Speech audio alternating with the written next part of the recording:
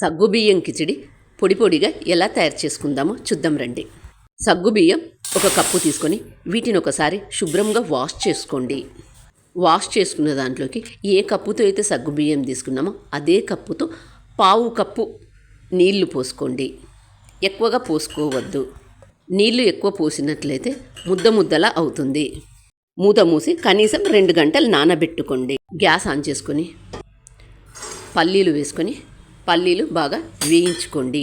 వేయించుకున్న పల్లీలను పూర్తిగా చల్లారిన తర్వాత ఒక మిక్సీ జార్లోకి తీసుకొని మిక్సీ చేసుకోండి. ఇలా మెత్తగా మిక్సీ చేసుకున్న పల్లీల పొడిని 3 టేబుల్ స్పూన్ల పల్లీల పొడిని ఒక గిన్నెలోకి తీసుకోండి. మూత తీసి చూద్దాం. చూడండి సగ్గుబియ్యం ఎంత పొడి పొడిగా ఎంత బాగా వచ్చాయో. ఇలా కొద్దిగా సగ్గుబియ్యం తీసుకొని చూడండి ఎంత బాగా నానాయో. పెట్టుకున్న సగ్గుబియ్యంలోకి 3 టేబుల్ స్పూన్ల పల్లీల పొడి వేసుకోండి. ఒకసారి బాగా కలుపుకోండి.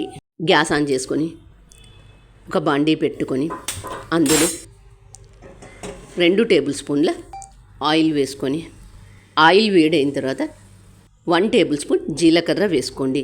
జీలకర్ర వేగిన తర్వాత పచ్చిమిర్చి 2 లేదా మీరు తినే కారాన్ని బట్టి వేసుకోండి. ఇలా బాగా వేయించుకున్న తర్వాత సగ్గుబియ్యంలో పల్లీల పొడి వేసి కలిపి పక్కన పెట్టుకున్న దాన్ని అందులో వేసుకొని అంతా ఒకసారి బాగా కలుపుకోండి. రుచికి సరిపడినంత ఉప్పు వేసుకొని మూత తీసి మధ్య మధ్యలో ఇలా కలుపుతూ ఉండాలి.